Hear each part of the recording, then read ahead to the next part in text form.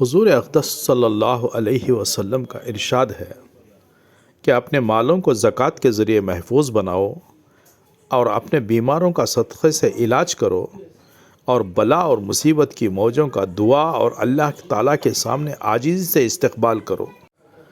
اپنے مالوں کا حساب سے زکوٰۃ ادا کر دینا اس مال کو ایسا محفوظ کر دیتا ہے جیسا کہ وہ مال قلعے میں محفوظ ہو گیا ہو۔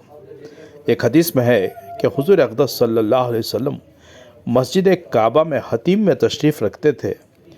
کسی شخص نے تذکرہ کیا کہ فلاں آدمیوں کا بڑا نقصان ہو گیا، سمندر کی موج نے ان کے مال کو ضائع کر دیا۔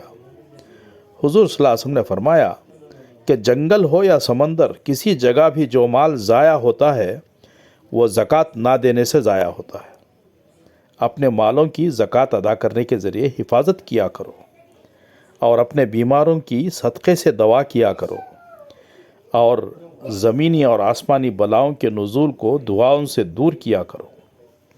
دعا اس بلا کو بھی زائل کر دیتی ہے جو نازل ہو گئی ہو، اور اس بلا کو بھی روک دیتی ہے جو ابھی تک نازل نہ ہوئی ہو۔